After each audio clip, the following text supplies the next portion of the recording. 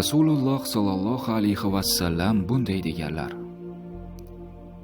Islom 5 dalil asosiga qurilgan.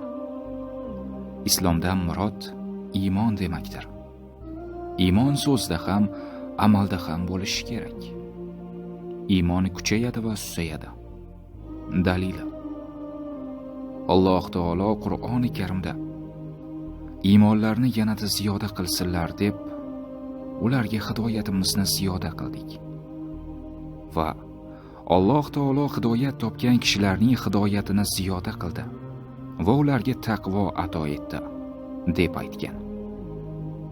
Rasululloh sallallohu alayhi va sallamning Allohni deb yaxshi ko'rish va Allohni deb yomon ko'rish iymondandir degan so'zlar ham iymonning mustahkamlanishi yoki susayishini anglatadi. Xalifa Umar ibn Abdulaziz Adi ibn Adiga bunday deb yozgan: Albatta, iymonning ham o'z farz va amallari, muayyan chegaralari, bajarilishi lozim bo'lgan sunnatlari mavjuddir. Demak, kimki bularga to'liq amal qilsa, iymoni mukammal bo'ladi. Kimki yetarli rioya qilmasa, iymoni sust bo'ladi. Agar umrim uzoq bo'lsa, sizlarga bilib olishlaringiz uchun bular haqida birma-bir bayon qilarman. Basharta vafot etsam, suhbatingizga mushtoqligim yo'q. Sahoba Maos: Kel, biz bilan biroz o'tir. Iymon haqida suhbatlashaylik deganlar.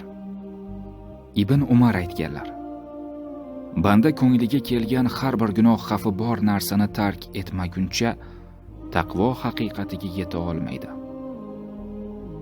Rasululloh sallallohu alayhi va sallam Islom 5 dalildan iborat deganlar.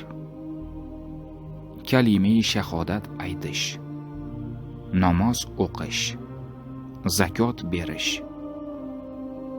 haj qilish imkoni bo'lsa, Ramazon ro'zasini tutish. Imom al-Buxoriy Al-Jami' as-Sahih